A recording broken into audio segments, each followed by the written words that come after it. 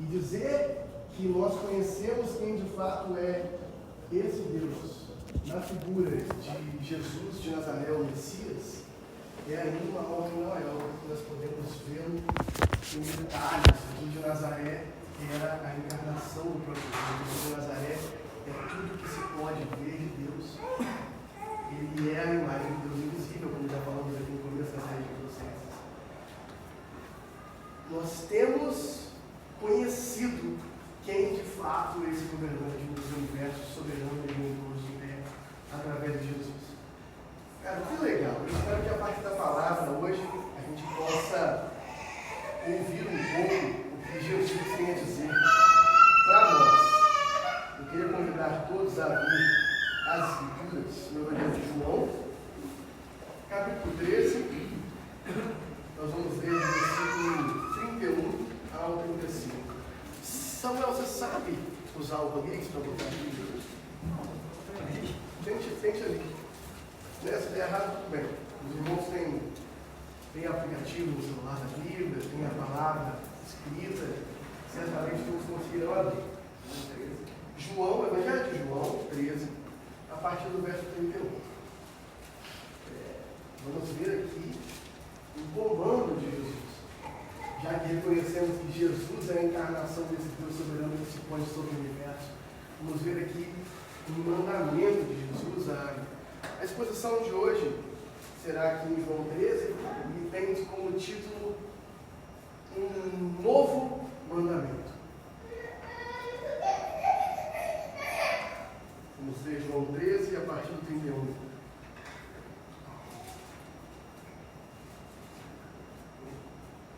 Vamos lá. Eu lerei, peço que vocês acompanhem. Estou lendo na Nova Almeida Atualizada. Basta clicar 2 vezes sobre o versículo. Clique duplo. Isso, aí depois vai aquela setinha, tá bom? É mais fácil. A partir do 31. Só um pouquinho de contexto. Estamos no fim da Santa Ceia, no fim da última ceia.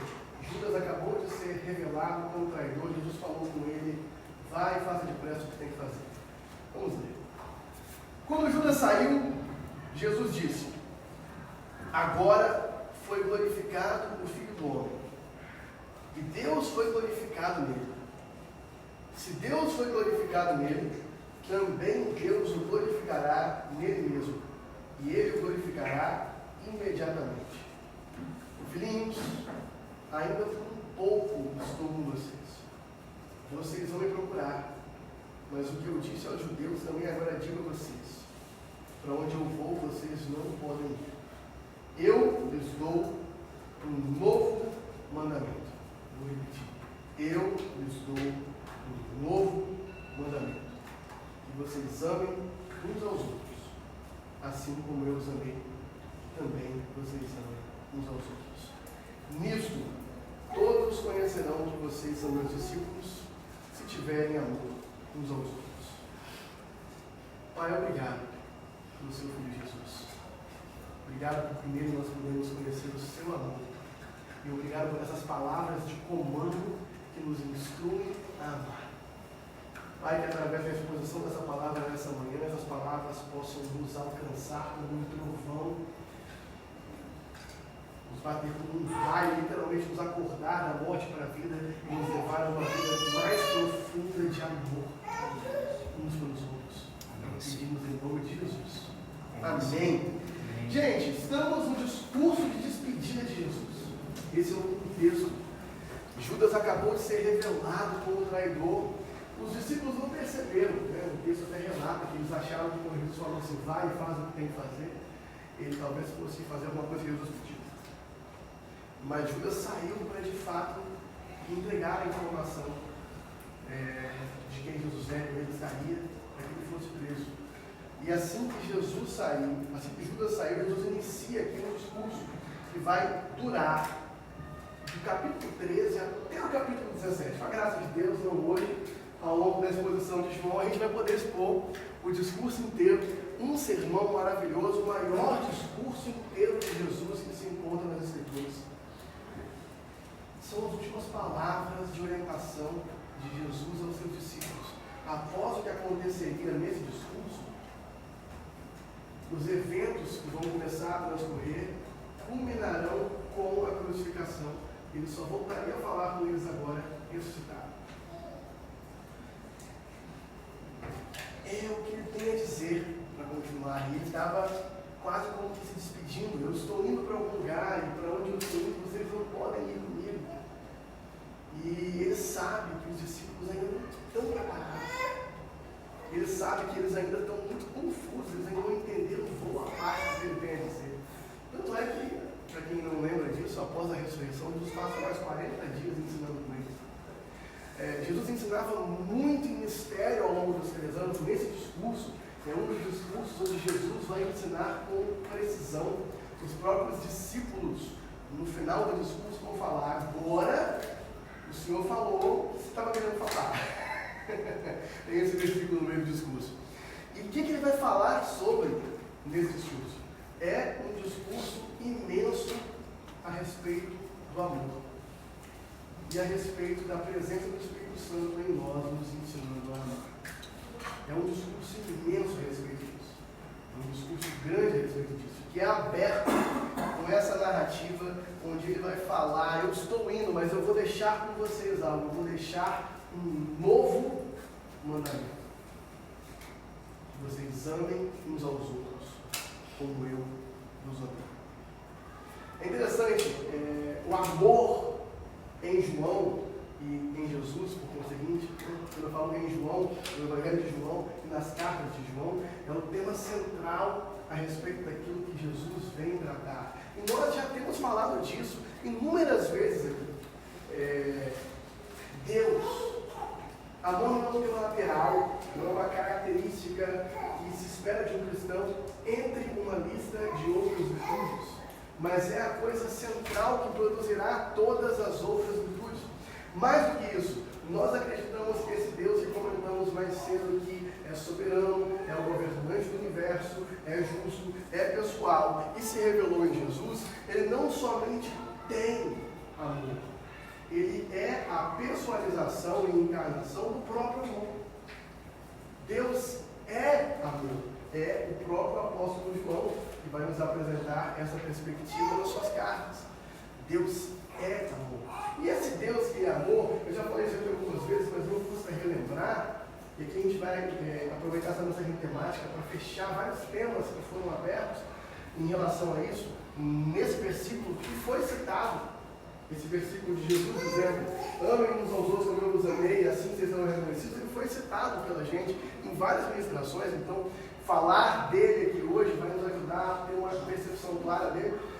Amor, se Deus é amor, quando Deus revela o seu propósito em criar a humanidade, lá em Gênesis 1 ele fala: eu estou criando a humanidade à imagem da minha semelhança.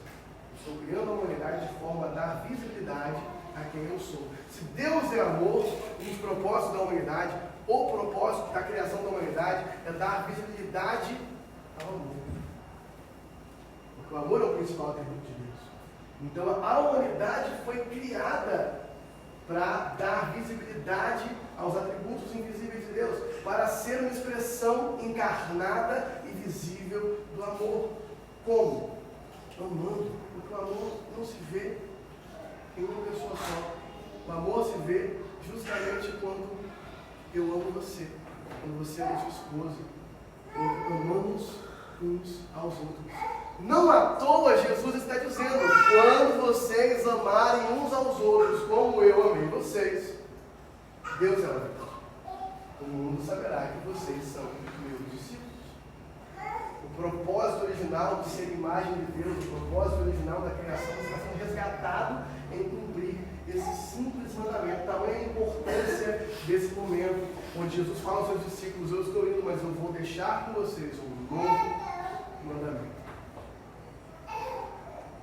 Estão entendendo como toda a teologia bíblica, como toda a história da Bíblia está se reunindo nesse simples, mas ao mesmo tempo tão difícil de executar mandamento. Amor, então, é o grande motivador de tudo que Deus faz. Deus está criando um povo que é a expressão visível do seu amor. E não vai dar tempo de entrar aqui na queda, mas empiricamente comprovado, nós somos péssimos nisso. Nós somos terríveis nisso. Nós não mostramos ao mundo, a humanidade como um todo, agora não estou falando especificamente da igreja, não mostra ao mundo amor, antes mostra egoísmo. Mas agora Cristo está criando um povo aonde esse amor de Deus será visto. E ele fala que esse mandamento é novo. Amar uns aos outros como eu vos amei. Eu queria agora explicar um pouco melhor esse novo. Afinal, o mandamento de amar o próximo não é novo. O próprio povo judeu já tinha essa lei. Amai-vos, amai o seu próximo como a si mesmo. Estava no Levítico, foi reforçado por Jesus. É interessante dizer que todas as religiões e todas as filosofias primitivas desenvolveram em alguma medida uma lei ética, uma lei da ética. A ética é o que é certo e o que é errado fazer. Uma lei chamada pelos filósofos de a regra de ouro. Quase toda religião e quase toda filosofia desenvolveu. E a regra de ouro é mais ou menos assim: faça com o próximo apenas aquilo que você gostaria que fizesse a si mesmo. Ou em algumas culturas ela é encontrada apenas na forma negativa. Não faça ao próximo aquilo que você não gostaria que fizesse a você mesmo. Então o que tem de novo aqui que Jesus está falando, se quase todas as culturas, inclusive muitos anos antes de Cristo, já tinham essa regra: não faça ao outro aquilo que você não gostaria que fizesse a você mesmo. Embora vivesse na barbárie, okay? Mas é uma regra que pela graça comum nós conseguimos derivar, né? É um princípio mínimo para conseguir viver bem em relações humanas, não fazer ao próximo se não gostaria que fosse feito a você mesmo. Então todas as civilizações desenvolveram algo do tipo. Mas olha a diferença. Vamos primeiro começar por comparar com o povo de Israel. Faça ao próximo apenas aquilo que você gostaria que fosse feito a você, é uma coisa. Ame o próximo como a si mesmo, já é um nível um pouco maior.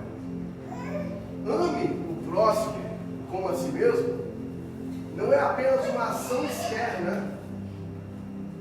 Porque faça ao próximo aquilo que você gostaria que fosse feito a você é apenas uma regra de convivência que qualquer um que deseja viver em civilização e não ser prejudicado depois pela vingança do próximo deve seguir. Pode ser apenas uma forma de evitar a vingança. Não existe nenhum sentimento bom de mim em relação a você. Fazer por você apenas aquilo que eu gostaria que você fizesse por mim pode ser apenas uma forma minha de proteger contra a sua vingança. Está claro isso, gente?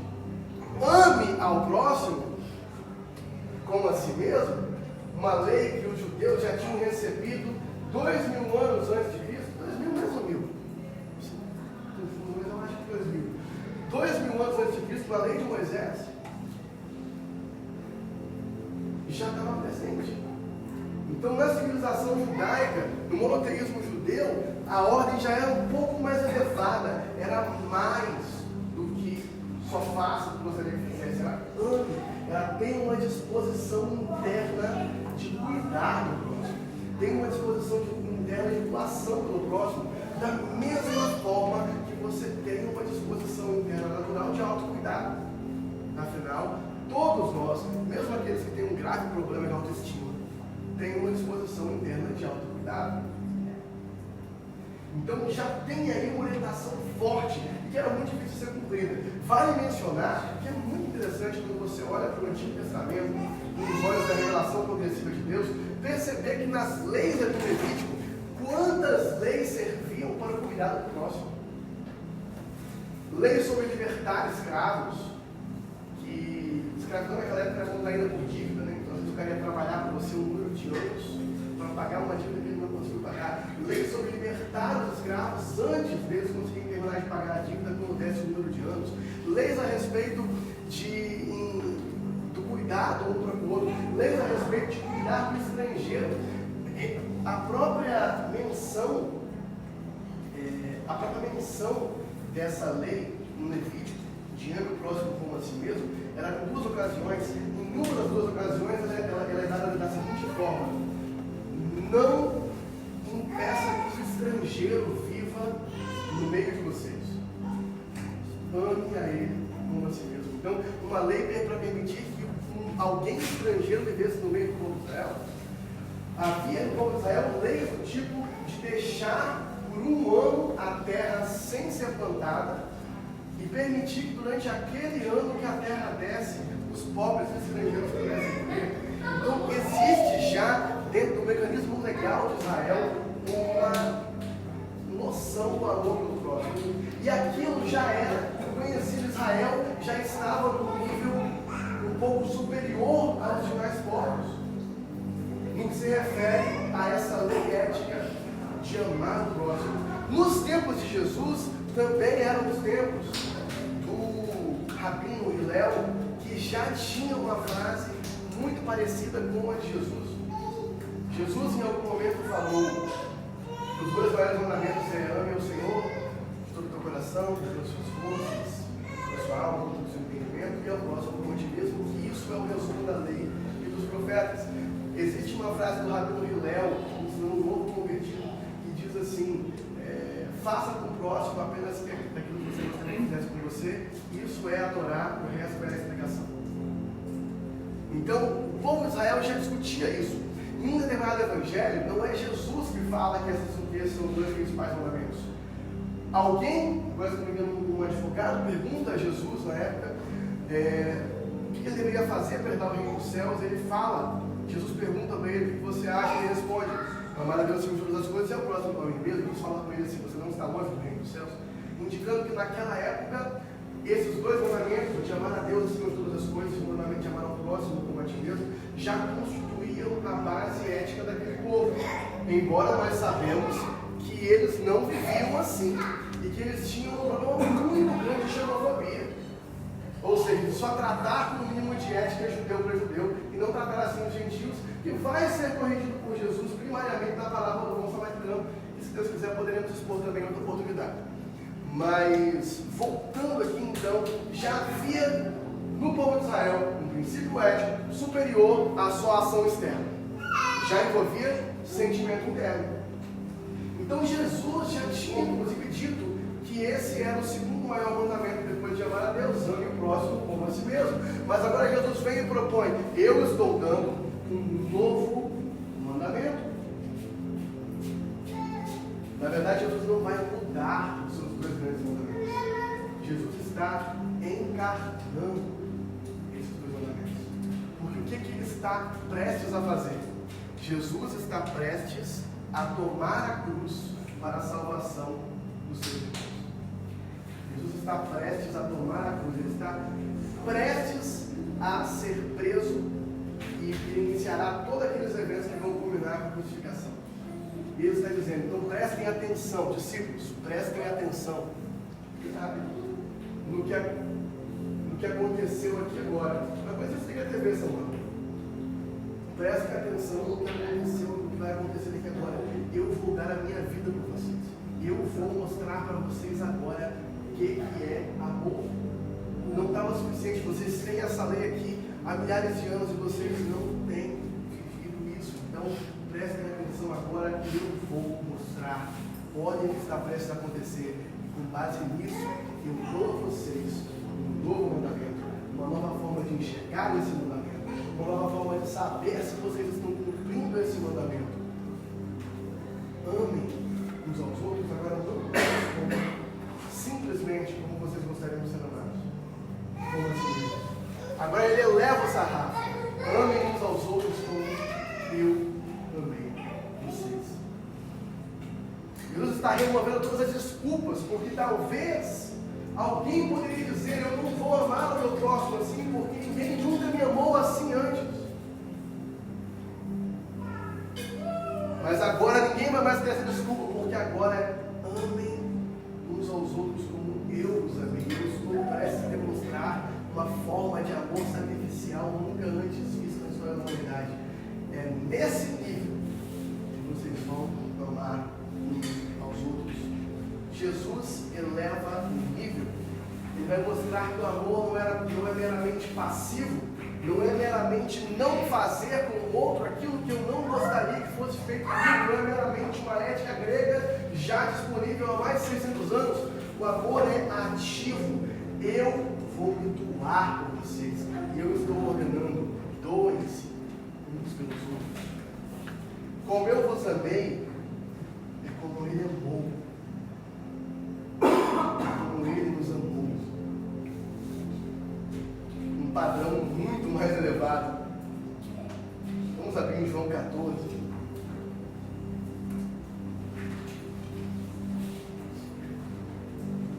Eu vou ler alguns versículos de João 14, 21 e 23. E João 15, 9 a 10. Por quê? Quero mostrar aqui uma coisa. Antes, não dá para eu deixa isso. Eu quero mostrar uma coisa aqui. Jesus já havia dito que toda a lei se resume em dois grandes mandamentos: amar a Deus com toda a sua força, com todo o seu entendimento, amar a Deus acima de todas as coisas e amar ao próximo. Agora, o que Jesus está fazendo nesse versículo é ressignificar esses dois mandamentos em relação a ele mesmo. Tanto o primeiro grande mandamento de amar a Deus acima de todas as coisas, quanto o segundo grande mandamento de amar ao próximo, será ressignificado no discurso de Jesus. Vamos lá, João 14, eu vou ler o verso 21 e o verso 23. Eu vou ter que ler o discurso todo, então eu vou fazer uma seleção aqui. João 14, 21. Quando eu falar os discursos, já vou me acompanhando para a gente não ficar para trás. Aquele que tem os meus mandamentos e os guarda, esse é o que me ama. E aquele que me ama será amado por meu Pai, e eu também o amarei, me manifestarei nele. Então Jesus está dizendo aqui o seguinte: sabe quem é que ama a Deus?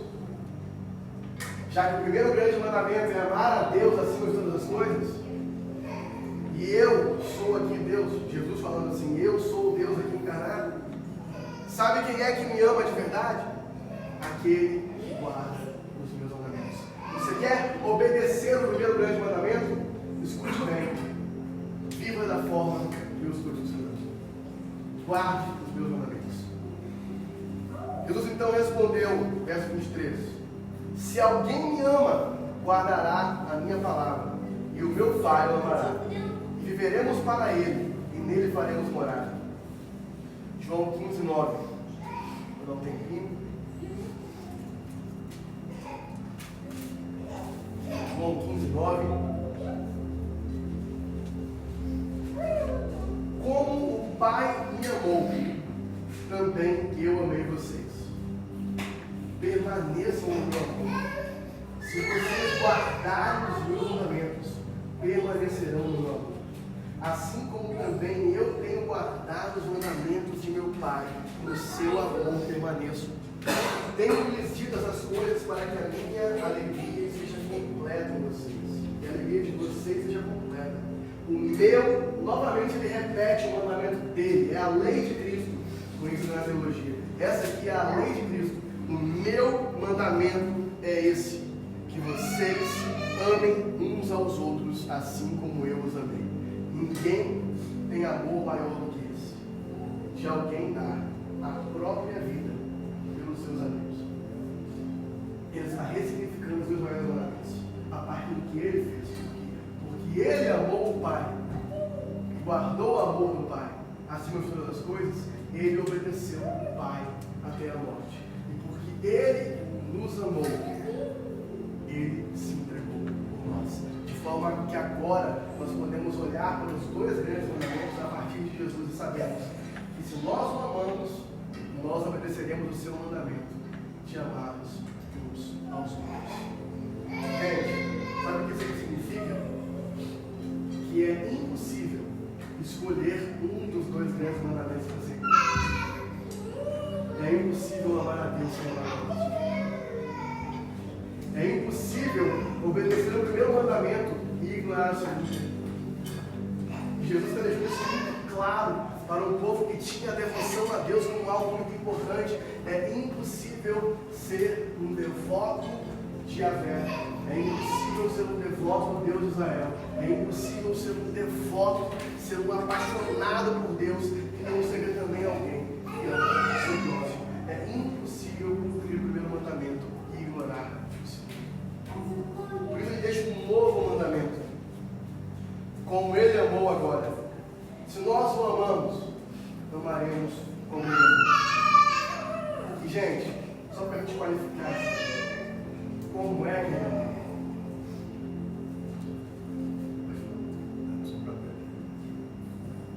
Ele amou até a última gota de sangue. Ele amou até a morte. Ele amou, mesmo sabendo que seria naquela noite abandonado por quase todos os seus discípulos. João 16:32 ele vai falar: eis que vem a hora e já chegou em que vocês serão dispersos, cada um para a sua casa, e vocês me deixarão sozinho. Ele amou sabendo que aqueles que estavam com ele até aquele ponto o deixariam sozinho. O único discípulo que foi com ele, ou os únicos discípulos, se eu puder incluir as mulheres, que foram com ele até a cruz, foram as 3 Marias de João. Mas eu não estou sozinho, o Pai está comigo. Então, sabendo que o Pai estava com ele, ele encontrou forças para amar aqueles que o trairiam, que o deixariam. Pedro que o negaria, outros que simplesmente iriam para suas casas, porque iriam deixar de acreditar que ele era o Messias de Israel, devido à grotesca cena da crucificação. E ele estava fazendo aquilo por eles. É esse tipo de amor que nós somos chamados a modelar. Um amor que não se preocupa que se talvez por amar demais terminaremos traídos. Um amor que não se preocupa que se talvez por amar demais seremos aproveitados. Ninguém pode se aproveitar de nós, como Jesus disse, ninguém me tira a vida, eu livremente a dou. Um amor que não se preocupa se por acaso terminaremos sozinhos, porque na verdade nunca estamos sozinhos. O Pai está conosco. Jesus já nos amou. É esse tipo de amor que não nega nem uma gota de sangue, que nós somos chamados a ter uns pelos outros. E mais, que se não tivermos, não seremos dignos de ser reconhecidos como discípulos do Cordeiro. Porque é assim que seremos reconhecidos. Então Jesus cumpriu o propósito. Ele mostrou o Pai para o mundo. Ele foi a perfeita imagem de Deus. Ele foi a encarnação do amor. A cruz é maravilhosa. Não coloquei isso nas notas, mas eu sempre gosto de falar. A cruz é maravilhosa porque naquele momento ele está ao mesmo tempo mostrando o maior grau de amor que o Pai tem por todo mundo e a sua total obediência ao Pai, ao mesmo tempo que ele está mostrando o quanto nós não merecíamos esse amor. É o momento mais paradoxal de toda a história, porque devido ao nosso pecado, aquilo está acontecendo com ele e ele está tomando isso em nosso lugar. É um paradoxo imenso, é maravilhoso. Na cruz, não somente na ressurreição, na cruz nós vemos o Pai. O Pai foi mostrado ao mundo. Paulo depois vai falar que Jesus expôs as forças malignas do mundo à vergonha quando triunfou sobre elas na cruz. Sabe por quê? Porque as forças malignas desse mundo estão gritando: cuide de você, se preocupe só com você, ame só a você, salve-se, garanta-se. E Jesus, em abrir total mão de cuidar de si e mostrar o poder do amor, expõe as forças do mal à vergonha, à derrota. Ele triunfa na cruz.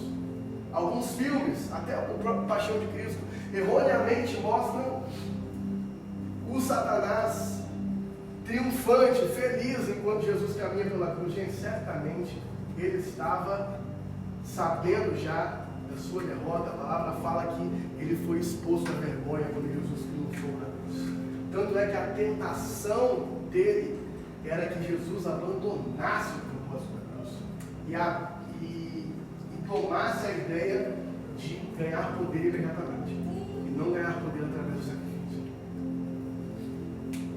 É esse tipo de amor que vence as forças do mal. É esse tipo de amor que vence o mundo. É esse tipo de amor até a morte que nós somos chamados a viver. Glória a Deus! Amém. Será que dá para amar assim? Será que tem como?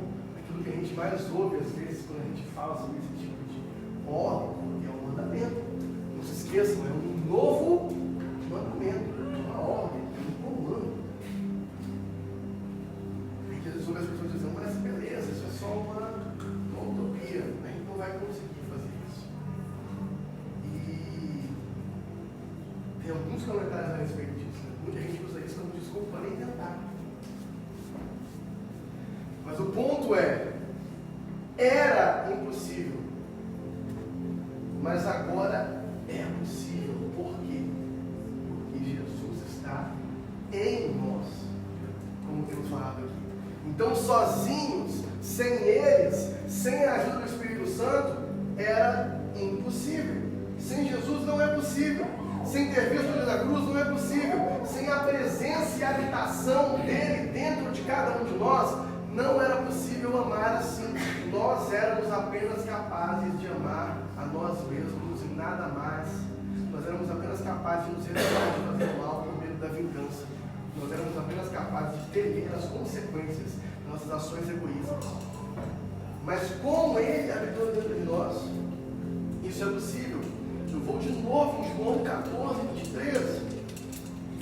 Se alguém me ama, guardará a minha palavra.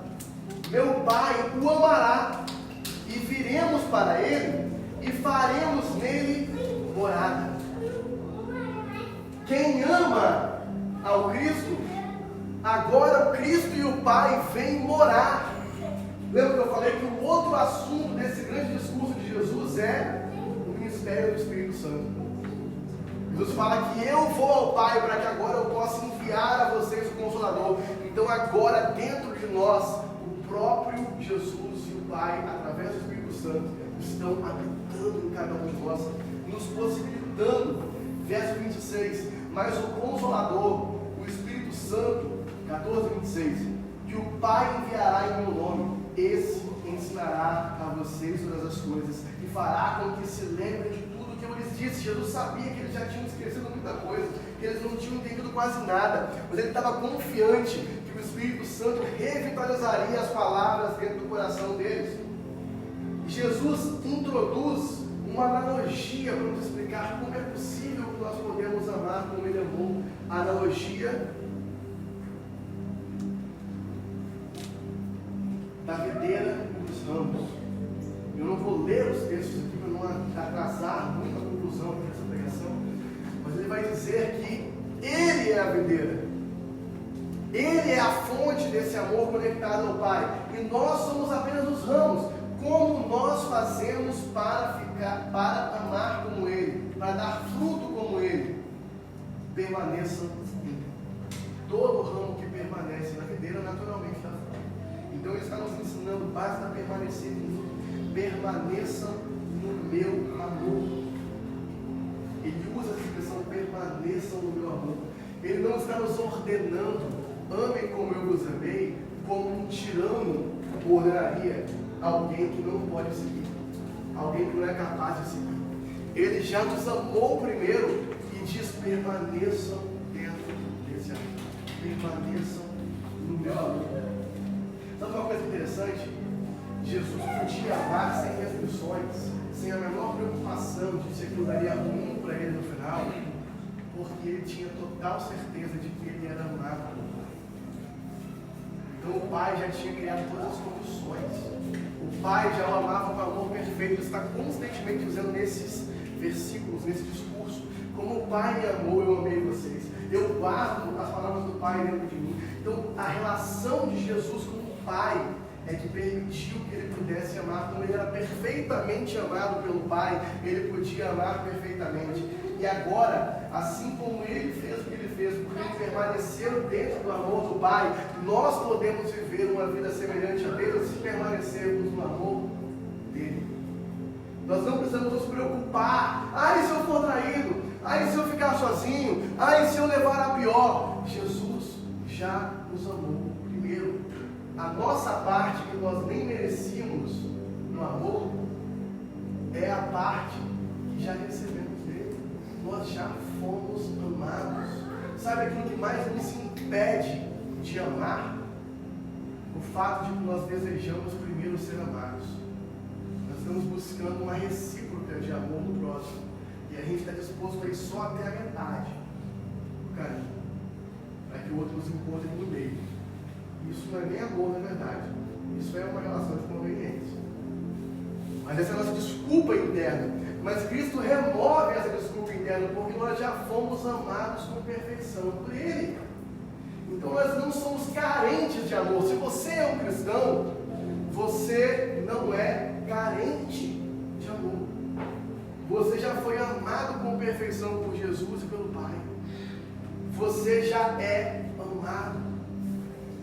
Paulo Barreiro tem uma analogia que eu gosto muito para falar a seguinte coisa: você pode olhar para o irmão que está do seu lado e falar assim: eu não preciso do seu amor, por isso eu sou livre para te amar.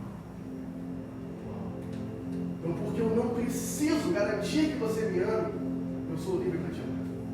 Eu já fui amado por Deus primeiro. Eu estou apenas permitindo que isso continue, permitindo que de fato o reino de Deus flua uns pelos outros, porque Deus é uma fonte de amor transbordante que não falta. Então, se faltar amor em alguém, está tranquilo, Deus vai preencher. Por isso o Espírito Santo nos enche, não com uma medidazinha para que a gente fique preocupado de faltar, mas dentro de nós nasce agora um rio de águas vivas que flui e pode afetar todos ao nosso redor. Nós não temos carência de amor.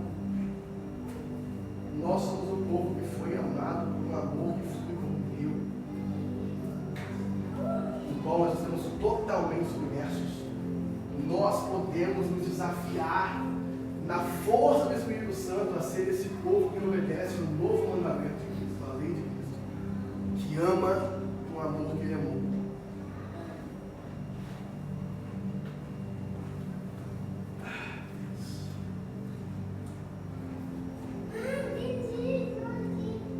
O apóstolo João vai expandir essa visão nas suas cartas. Eu queria comentar um monte de coisa aqui nas cartas de João, mas eu não vou. Então eu vou deixar como dever de casa, leia as cartas do apóstolo João. Mas eu vou ler só um trechinho.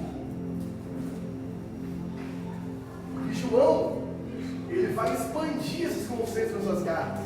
Ele vai dizer, em João 2,7, amados, eu não escrevo um mandamento novo, mas um antigo que vocês tiveram desde o princípio. Este mandamento antigo é a palavra que vocês ouviram. Por outro lado, o que eu escrevo é um mandamento novo, aquilo que é verdadeiro nele e em vocês, porque as trevas vão se dissipando e a verdadeira luz já brilha. E que luz é essa que já brilha? Quem diz estar na luz, mas odeia o seu irmão, está nas trevas até agora. Quem ama o seu irmão permanece na luz e não há nenhum tropeço.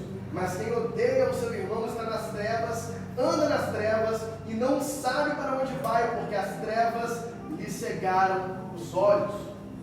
Nós só sabemos que já passamos da morte para a vida se amamos os nossos irmãos. Se somos capazes ainda do ódio, se o nosso coração ainda é treinado na prática do ódio, porque pode ser que aconteça de subir um sentimento de ódio no nosso coração e a gente seja capaz de enfrentar, mas se o nosso coração segue treinado na prática do ódio, eu tenho uma má notícia: nós não passamos da morte para a vida.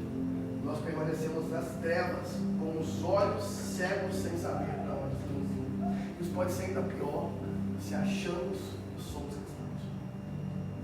Porque se achamos que somos cristãos e ainda estamos nas trevas, ficamos sem expectativa de esperança. Mas nós sabemos que já passamos da morte para a vida se amamos nossos irmãos. Então, como o Felipe sempre gosta de comparar João 3,16 com 1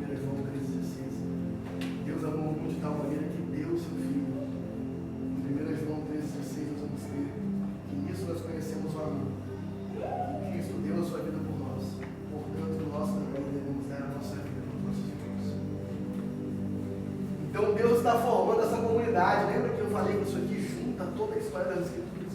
Deus está formando essa comunidade de pessoas que amam e que vivem com um fluxo de amor. Gente, o que é isso? É a Trindade.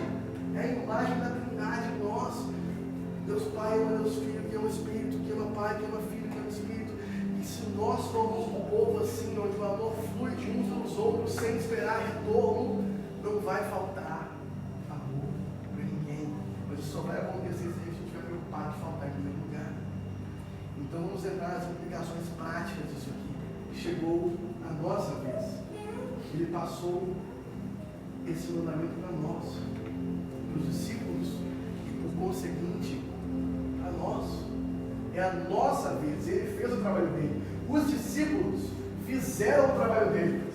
É muito interessante perceber que Pedro, no começo do discurso, interrompe Jesus: Jesus, para onde você vai? Eu também quero ir. Jesus fala com Pedro assim: Pedro, calma aí. Você deve entrar em 3 vezes essa manhã. Mas posteriormente, quando eles se reencontram, Jesus dá uma aula sobre amor para ele e termina dizendo: agora sim, algum dia, o Espírito vai te levar. Você vai fazer o que você não queria fazer. Como profetizando a morte de Pedro, que a tradição vai dizer, com boa prosperidade de ser verdade, que foi numa cruz, também, possivelmente cabeça para baixo.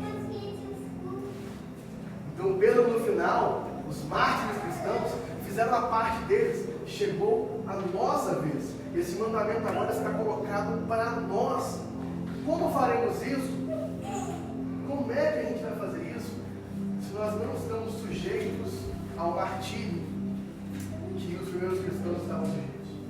Como é que nós vamos amar até a morte? Como é que vamos amar como Deus amou? Como vamos amar até a morte? Como vamos amar até a última gota de sangue? Se hoje não é um risco de vida para nós, no Brasil e na maior parte dos países, falar a respeito de Jesus e viver uma vida cristã.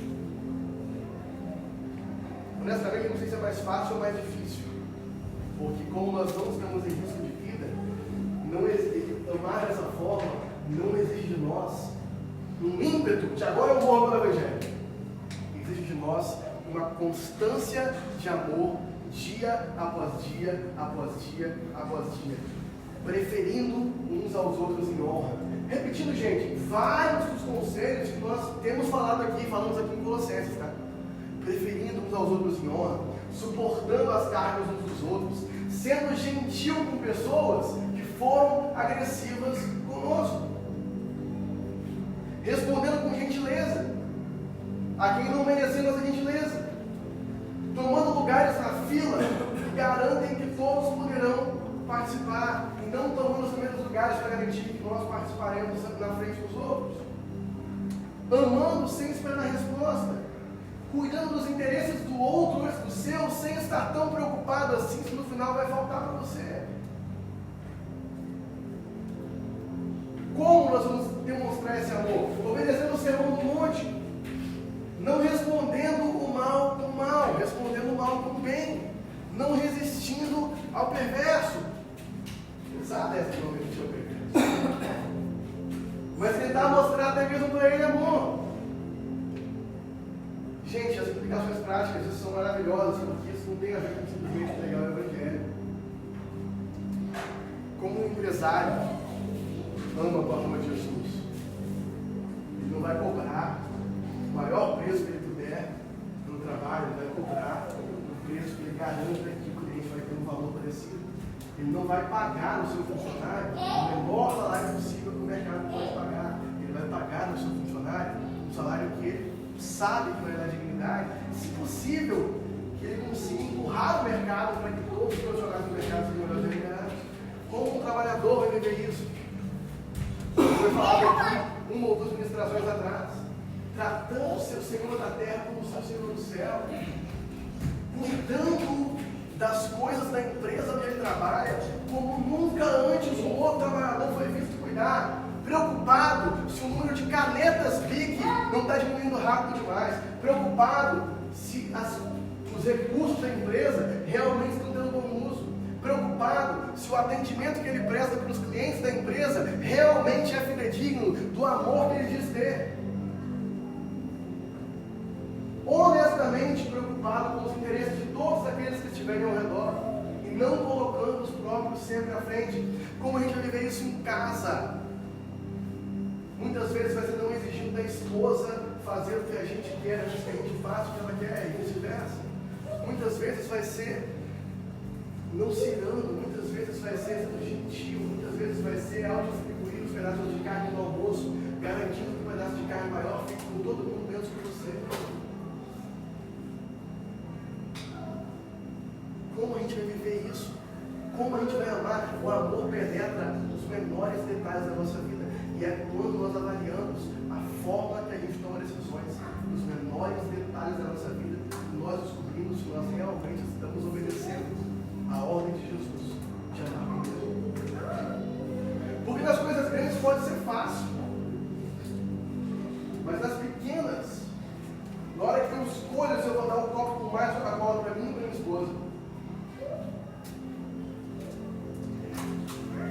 aí é que a gente começa a perceber. Eu vou falar para vocês, como eu prego isso, eu sempre dou o copo maior para ela, mas não é uma coisa que vem no fundo do meu coração, não. Ainda é uma resposta legalista da minha parte. Eu sei que eu preciso dar porque eu sou irmão, mas eu sei que algo está sendo construído em mim, um amor sincero, uma vontade sincera de fazer isso está sendo construído. É nas coisas pequenas que as pessoas vão ver, cara, por que essas pessoas nos amam tanto? E aí, o mundo irá perceber que nós somos enviados de Cristo. Aí, a pregação do Evangelho será validada, porque de fato há uma boa notícia. Ninguém vai receber uma boa notícia a respeito de Cristo de alguém que vive a mesma vida medíocre e egoísta que essa pessoa está vivendo. Aí talvez a gente vai parar de conseguir pregar o Evangelho somente porque Cristo vai restaurar seu casamento, somente porque Cristo vai te dar um carro novo, somente porque Cristo vai cuidar de você, somente porque Cristo vai restaurar suas emoções.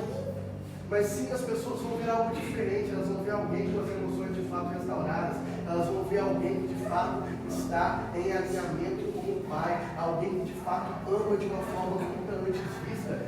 Isso é uma boa notícia. Aí vão acreditar que a notícia que nós temos é boa, e não somente um conselho pesado a respeito de como viver a vida com uma ética nova. Esse amor valida o Evangelho. Imagina, eu já fiz essa ilustração 2 ou 3 mensagens atrás, eu vou repetir ela porque eu gostei muito dela. Eu quero que vocês imaginem um dia onde todos nós acordemos com essa disposição de coração. Ou melhor, um dia na história da humanidade, onde todo indivíduo vivo nesse mundo acorde com a disposição de amar o próximo como Deus amou. Imagina um dia, eu arrisco dizer que um único dia resolvia todas as guerras rolando e acabava com o problema da fome. Em um único dia.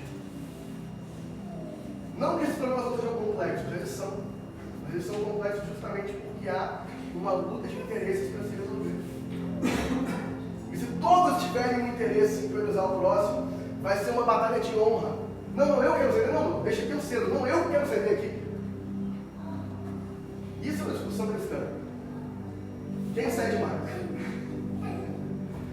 Gente, um dia. E aí nós vamos ver aquilo que cantamos aqui hoje mais cedo. Justiça, paz e alegria sobre a terra.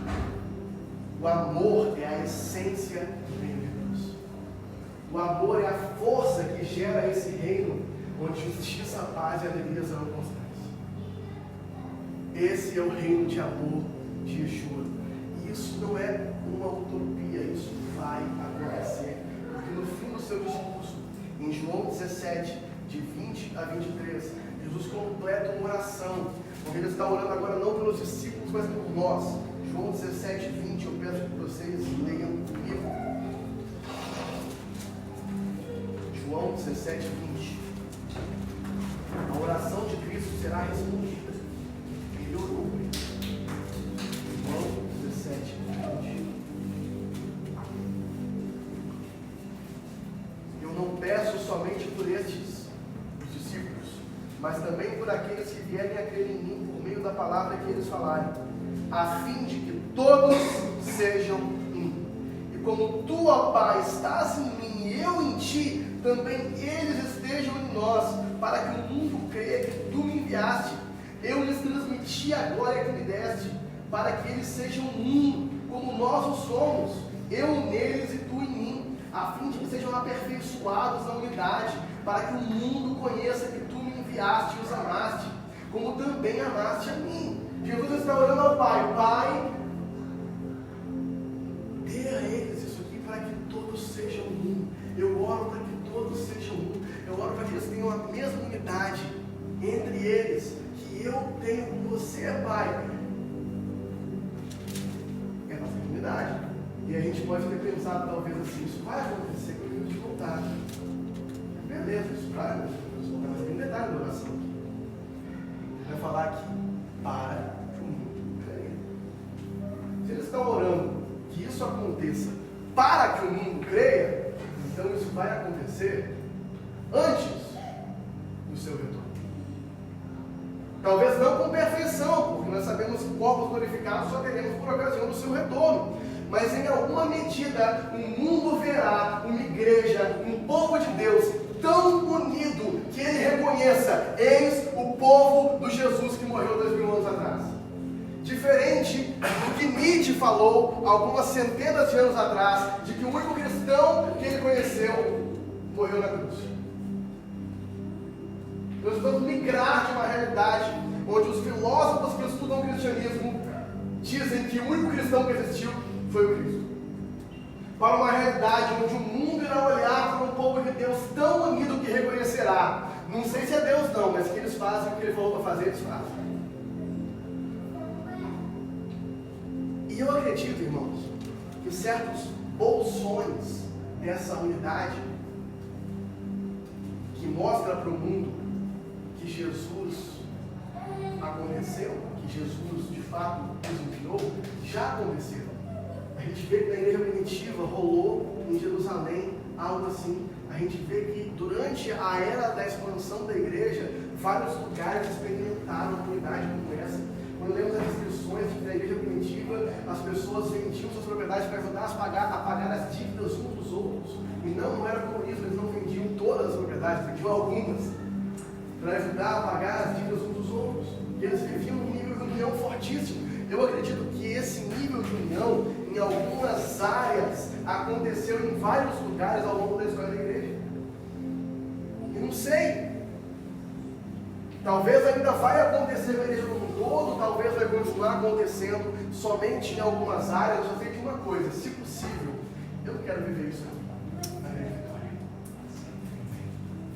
Que nós tenhamos a ousadia de dizer que, se isso acontece em alguns lugares e o mundo tem testemunho e muitos salvos vêm a Cristo por causa disso, que aconteça aqui no meio de nós.